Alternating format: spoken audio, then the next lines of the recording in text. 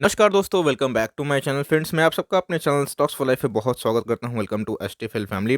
Dear family members, इस video में हम लोग इस बात पे चर्चा करने वाले हैं कि अपकमिंग जो सप्ताह है जिसमें 5 दिन ट्रेडिंग होगी दोस्तों नॉन स्टॉप, तो हमें क्या क्या फैक्टर्स देखने को मिल सकते हैं। आपको अच्छे से पता है कि जो 2020 थी दोस्तों वो ख़त्म हो चुकी है। यस, शुरुआत तो काफ़ी अच्छा नहीं था, लेकिन दोस्तों एंडिंग काफ़ी बेहतरीन हुई और निफ्टी ने नया ऑल टाइम हाई लगाया। तो क्या ये तेज़ी कंटिन्यू है? फ्रेंड्स, हमने टेक्निकल चार्ट में भी देखना है, सीखना भी है कि कैसे चार्ट में ये इंडिकेशन मिलता है कि निफ्टी का दिशा कहाँ जा रहा है। वो तो दोस्तों मैं वीडियो के मिड बताऊंगा, लेकिन सबसे इंपॉर्टेंट चीज़ कौन कौन सा फैक्टर है जो निफ्टी को इस वीक प्रभावित कर सकते हैं। उनमें से कुछ फैक्टर का जानना बहुत ही इंपॉर्टेंट है। अगर आप एक ऐसे कैटेगरी से आते हैं जिसमें आपको ये जानना बहुत ही इंपॉर्टेंट है कि मार्केट कौन-कौन से न्यूज़ की वजह से प्रभावित होगा, तो दोस्तों वीडियो को बिना स्किप किए हुए कम से कम 10 मिनट तक देख लें, तो आपको समझ में आ जाएगा कि मार्केट में क्या-क्या चल रहा है और क्या-क्या इवेंट्स होने वाले हैं। बिकॉज़ आपको पता है कि अर्निंग का सीज़न भी शुरू होने वाला है, तो फटाफट दोस्तों चेक कर लेते हैं कि मार्केट का मूड इस वीक क्या हो सकता है। लेकिन उससे पहले एक चीज़ बताना ज़रूरी समझता हूँ। दोस्तों, मैं देख रहा था कि बहुत ऐसे लोग हैं जो पूछ रहे हैं कि सर इस तेज़ी वाले मार्केट में क्या करें? मेरा पोर्टफोलियो कितने लाख का है, कितना स्टॉक होना चाहिए? मेरे पोर्टफोलियो में अगर दोस्तों 25,000 पर मंथ देता हूँ तो क्या 1 करोड़ बन सकते हैं? तो पूरे दोस्तों कम से कम 50 क्वेश्चन मैंने इस कल के दिन क्यू-एन-ए सीरीज़ पे कवर की है। जाके दोस्तों दूसरे क्वेश्चन से भी सीखने की कोशिश की है। क्या पता कि हो सके कि उनका क्वेश्चन आपका क्वेश्चन सेम हो जाए। तो इन सब वीडियो का दोस्तों भरपूर फ़ायदा उठाएँ और उसके बाद जो नेक्स्ट क्यू-एन-ए आएगी, अपना क्वेश्चन भी आप ड्रॉप कर सकते हैं। मैं दोस्तों रिव्यू करने का ज़रूर कोशिश करूँगा। Now without any further time, let's begin. तो यहाँ पे दोस्तों हम लोग देख सकते हैं कि मनी कंट्रोल का आर्टिकल है, बस मैं आपको पढ़ के बताना चाहता हूँ। उसके बाद मैं अपना व्यू आपके सामने रखूँगा कि मैं क्या समझता हूँ। बिकॉज़ आप देख सकते हैं कि 10 जो की फैक्टर हैं, जो दलाल स्टेट को इस पर हिट कर सकते हैं, इनके जो रुख को चेंज कर सकते हैं। लेकिन उससे पहले एक ब्रेकिंग न्यूज़ देख सकते हैं। Rusmik Oza of Kotak security expect the Nifty 50 to go somewhere midway of the 14,000 to 15,000 range in January. तो हमें कोटक सिक्योरिटीज़ की बात की जाए, रोस्मिक ओझा की, तो उन्होंने उनका प्रोजेक्शन है कि निफ्टी एक 14,000 के लेवल को सपोर्ट करके 15,000 के लेवल को जर्नी कर सकता है। तो इसमें कितना दम है और टेक्निकल फैक्टर हमें क्या देखने को मिल सकता है। फ्रेंड्स, मैं बैंक निफ्टी का भी आपसे आज टेक्निकल जो व्यू है वो शेयर करूंगा। सबसे पहले दोस्तों दिसंबर क्वार्टर अर्निंग, आपको पता है कि जो 4 क्वार्टर होते हैं उसमें से Q2 के नतीजे तो हम लोग को देखने को मिले थे। लेकिन दोस्तों अब जो बात की जाए अक्टूबर, नवंबर और दिसंबर का जो डेटा है कि कैसे कंपनी की अर्निंग रहे, आपको पता है कि पूरा स्टॉक मार्केट का खेल दोस्तों अर्निंग पे ही होता है। अर्निंग नहीं तो कुछ नहीं। तो भाई आपको ऐसे जो आपके अच्छे-अच्छे स्टॉक्स हैं जिनको आप ट्रैक करते हैं उनका जाइए दोस्तों बीएसई इंडिया, बस गूगल में लिखिएगा बीएसई इंडिया रिजल्ट कैलेंडर, आपको इतना बता दिया। उधर पर दोस्तों जो सबसे पहले लिंक आएगा उस पे जाके आप देख सकते हैं कि जो अपकमिंग जो कंपनी के नतीजे आने वाले हैं, जैसे इन्फोसिस के, टीसीएस के, विप्रो के, तो 15-20 तारीख के लगभग ही हमें देखने को मिलेंगे। इसके पहले दोस्तों मैंने वीडियो बना दी थी, तो आप जाइए उन सब स्टॉक को थोड़ा-सा वॉच लिस्ट में लगा लीजिए और देखिए कि रिजल्ट के पहले उसमें क्या मूवमेंट आती है और पोस्ट रिजल्ट अगर रिजल्ट अच्छा आता है तो क्या आता है और खराब आता है तो क्या देखने को मिल सकता है। ये दोस्तों होमवर्क आप एटलीस्ट करिए, ये आपका होमवर्क रहा अगर आप बिगिनर है तो। एनीवेज़ तो हमें इनके नतीजे देखने को मिल सकते हैं। तो भाई ये जो वीक है और अपकमिंग जो वीक है ये बहुत ही डिसाइसिव होने वाला है। अगर रिजल्ट उम्मीद से अच्छे आ गए तो हो सकता है कि निफ्टी में रैली आ जाए, खराब आने शुरू हुए तो थोड़ा करेक्शन हमें देखने को मिल सकता है। कंट्री के देश के सबसे जो लार्जेस्ट आईटी सर्विस प्रोवाइडर है Tata Consultancy Services will kick off the December quarter earning season in the coming week और जनवरी 8। तो ये सब दोस्तों जो दिन है आपको याद रखना चाहिए कि भाई रिजल्ट के पहले क्या हरकत होती है और रिजल्ट के बाद मार्केट कैसा उसको रिएक्ट करता है। के बाद और भी बड़े-बड़े कंपनीज़ है, छोटे-मोटे कंपनीज़ भी है जिनके रिज़ल्ट्स आ रहे हैं। तो भाई इनमें टीसीएस है, एवेन्यू सुपरमार्ट है और भी छोटे-मोटे कंपनी है, इन सब का जाके देख सकते हैं। मैं एक अलग-सा दोस्तों वीडियो बना के आपको जो मैं वॉच लिस्ट करने वाला हूँ, अगर आपका रिक्वेस्ट रहा कि सर आप जो वॉच लिस्ट में डाल रहे हैं, कौन-कौन से स्टॉक को ट्रैक कर रहे हैं प्री रिज़ल्ट या फिर पोस्ट रिज़ल्ट बताइएगा, तो मैं ज़रूर कम से कम 30 स्टॉक को मैंने छाँटा है और दोस्तों मैं आपसे वो शेयर कर दूँगा। ये सबसे दोस्तों इंपॉर्टेंट पॉइंट है, इसको मैं टिक मार्क कर दूं बिकॉज आपको ये जानना इंपॉर्टेंट है कि वैक्सीन के development all over the globe हमें देखने को मिल रहे हैं।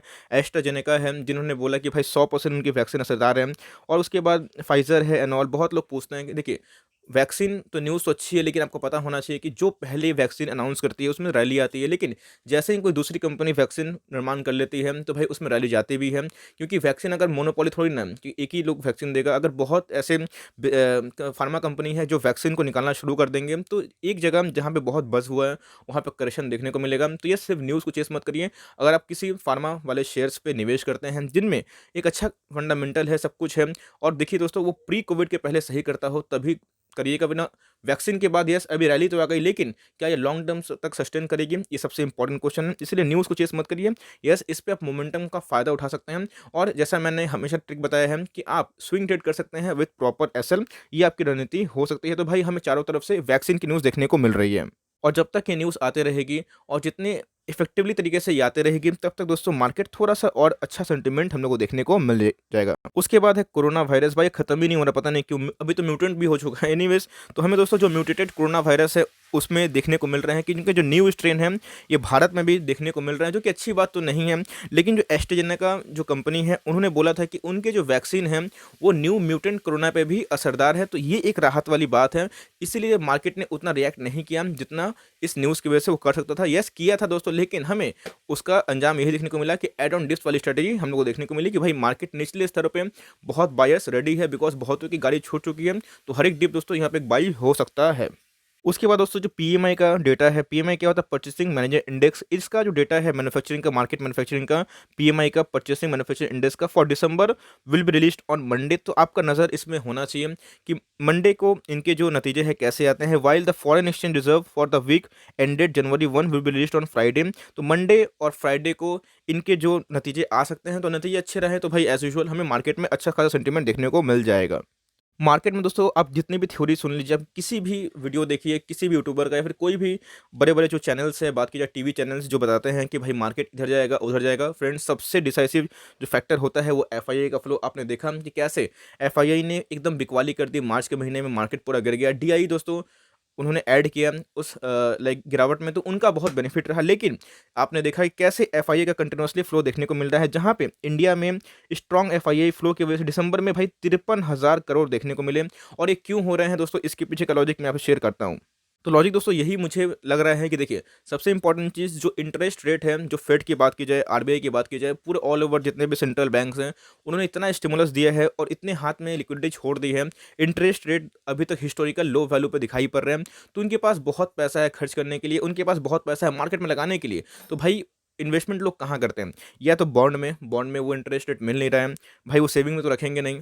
रियल एस्टेट की हालत अभी भी खस्ता दिखाई पड़ रही है, तो उनके पास एक ही ऑप्शन है भाई, स्टॉक मार्केट। तो जब तक फेड एकदम हिस्टोरिकल लो मार्केट रेट छोड़ेगा, तो वहाँ पे हम लोग को ये देखने को मिल सकता है कि एफआईआई है वो पैसा लेके आएंगे। कहाँ लेके आएंगे, जो इमर्जिंग मार्केट जैसे इंडोनेशिया, मलेशिया, ताइवान, भारत, तो इनमें भारत बहुत ही एक पोटेंशियल दिखाई पड़ता है, बिकॉज आपको पता है कि भारत में कुछ भी बिक जाएगा, 150 करोड़ की आबादी है, तो इसीलिए एफआईआई का काफ़ी इंटरेस्ट इंडियन मार्केट में दिखाई पड़ रहा है। इसलिए आप देखेंगे अगर ठीक से पीसफुली, तो आप देखिए डो जोन से भी हमारा इंडियन मार्केट अच्छा परफॉर्म कर रहा है। क्यों? तो एफआईआई पैसा इमर्जिंग कंट्री में लेके आ रहे हैं। लेकिन ये पैसा कब तक चलेगा, ये देखना बनता है। और एफआईआई अगर इस तरह मार्केट को पुश करते रहें, तो हो सकता है कि मार्केट 14,500 भी आराम से पार कर जाए।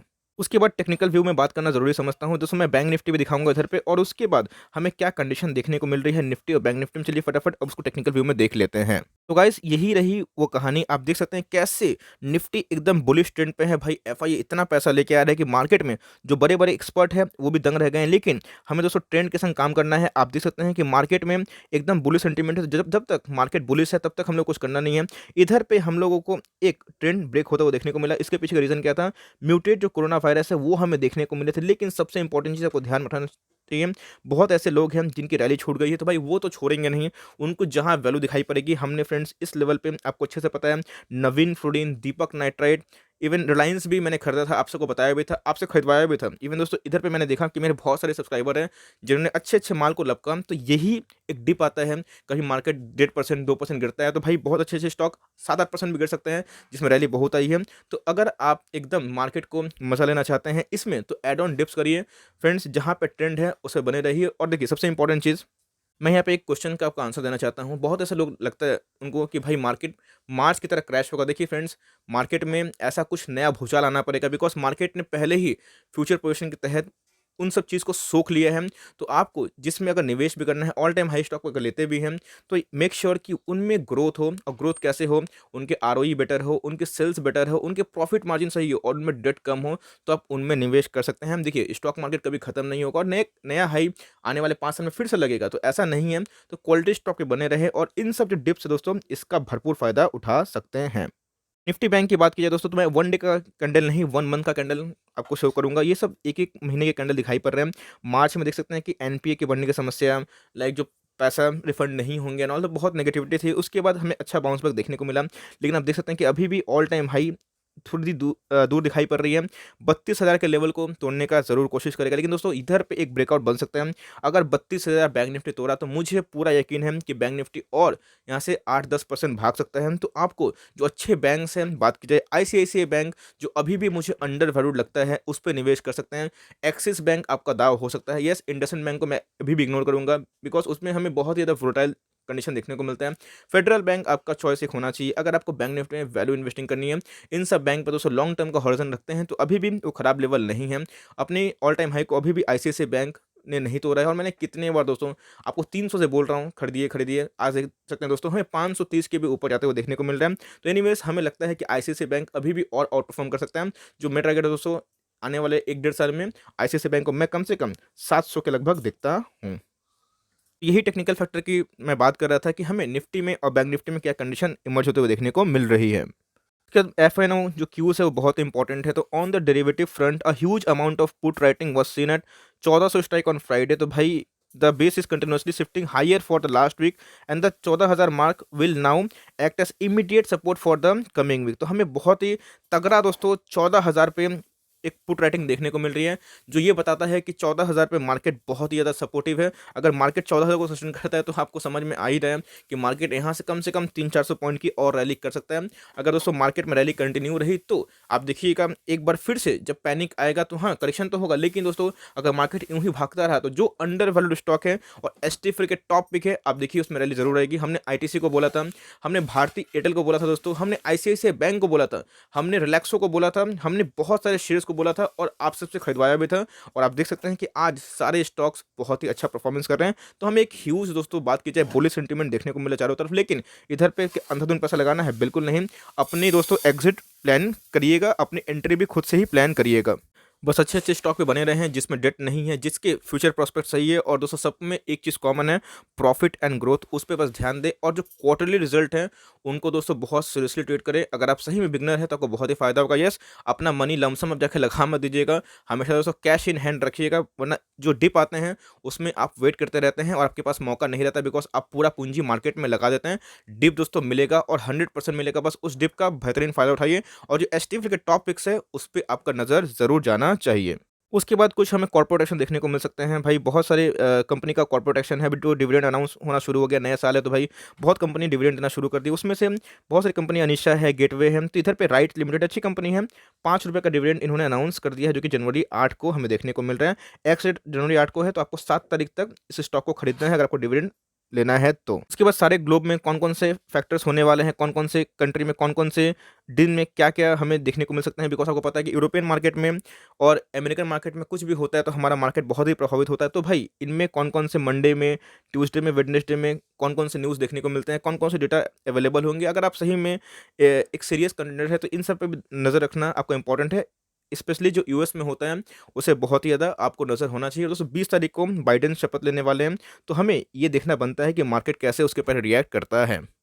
At last but not list, Georgia में हमें इलेक्शन देखने को मिलेंगे। तो भाई इन सब में जो डेमोक्रेट्स है और यूएस में रिपब्लिकन पार्टी है दोस्तों, तो हमें देखने को मिलेगा कि इधर पे कौन जीत रहा है। और इधर पे अगर स्वाइप अप होता है तो आप देख सकते हैं कि if Republican win at least 1 senate seat they will maintain a slim majority. If Democrat sweep the dual run of the chamber would be split 50-50 and the tie breaking vote would be go to vice president elect Kamala Harris giving president elect Joe Biden। तो हमें ये देखने को मिलता है कि Georgia में election है तो भाई इधर पे मार्केट रिएक्ट करता है। तो हमें दोस्तों DJI Dow Jones industrial average पे इधर पे एकदम ध्यान रखना चाहिए। और नेस्टेक भी कैसे रिएक्ट करता है, बिकॉज एक टेक का बहुत बड़ा इंडेक्स है, तो भाई आपको उधर पे नज़र रखनी ही चाहिए। तो ये गाइस इस वीक में क्या क्या होना है तो मैंने आपको पहले ही लाइक सूचना दे दी। आई होप दोस्तों मेरा एफर्ट आपको पसंद आया। एफर्ट पसंद आया तो प्लीज़ एक लाइक किए बिना मत जाइएगा, चैनल फर्स्ट टाइम है तो याद से दोस्तों सब्सक्राइब कर दिएगा। फर्दर कोई डाउट है उसको भी ड्रॉप करिए, कोई स्टॉक का रिव्यू चाहिए उसका नाम भी जरूर ड्रॉप करिए। I would love to make a video on demand. Guys मिलते हैं जल्दी, तब तक के लिए bye. Thanks for watching friends, God bless you all.